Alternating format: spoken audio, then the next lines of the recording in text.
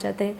तो सबसे बड़े इशू तो आज ये है कि कोई भी अपनी स्ट्रेसफुल लाइफ में शांत अनुभव नहीं करता। मतलब थोड़ी देर के लिए आसन और ये प्राणायाम को फॉलो करते हैं लेकिन मन शांत नहीं होता, क्योंकि एट द एंड उनको यहाँ से बाहर तो अपनी वही स्ट्रेसफुल नियत कर्म की लाइफ में आना ही है। तो हमें उसके लिए क्या चाहिए, आवश्यक है ज्ञान। ठीक है, तो जब हम ज्ञान समझते हैं, ज्ञान कहाँ से शुरू होता है? अपने आप को पहचानने से, अपने आप को जानने से। तो जब हम अपने आप को जानेंगे कि मैं आत्मा हूँ, अब मैं कौन हूँ? मैं आत्मा हूँ। कैसी आत्मा हूँ? दिव्य आत्मा हूँ, चैतन्य आत्मा हूँ। मेरा स्वरूप कैसा है? मेरा स्वरूप पवित्र, परम शांत और परम प्रकाश का है। तो हमें अपने आप को एक साधारण नहीं समझना चाहिए। हम परम पिता परमात्मा की वो दिव्य रचना है, और यदि हम उस परम पिता परमात्मा की दिव्य रचना है तो हम उनका अंश हुए, और अगर हम उनका अंश है तो हम भी उनकी तरह अनंत और असीम शक्तियों से भरे हुए हैं। देखिए, एक बहुत साधारण सी बात ये मैं आपको कहना चाहूँगी कि जीवन में जीवन रूपी जो ये संसार है उसके अंदर अपॉर्चुनिटीज़ बहुत है। ठीक है, लेकिन प्रॉब्लम ये है कि आपको करना क्या है, ये आपको चॉइस करना है। चॉइस आपके हाथ में है करनी। आपको पानी बाल्टी में भरना है या चम्मच में लेना है, ये आपकी मर्जी है। तो चॉइस सब कुछ फ्री विल परमात्मा ने दी है। तो इस फ्री विल को समझना चाहिए हमें।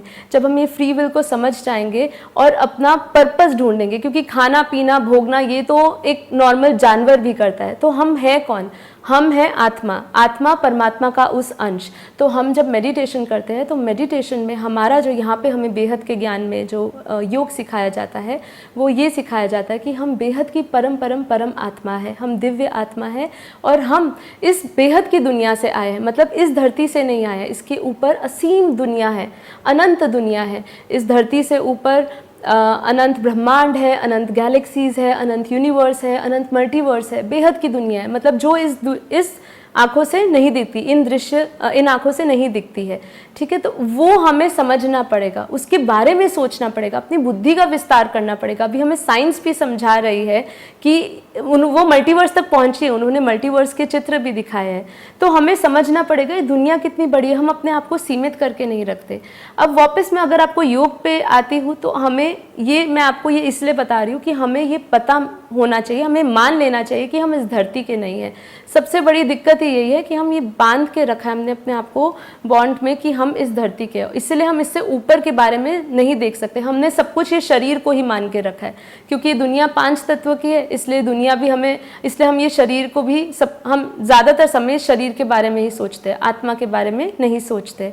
तो हमें आत्मा के बारे में सोचना है। अब अपनी जर्नी यहाँ से शुरू करिए योग के लिए। शारीरिक मानसिक तनाव हो, शारीरिक तनाव हो, इमोशनल आपको प्रॉब्लम्स हो, तो ये आप योग से ठीक कर सकते हैं। लेकिन योग कैसा करना है वो मैं अब आपको बताने जा रही हूँ।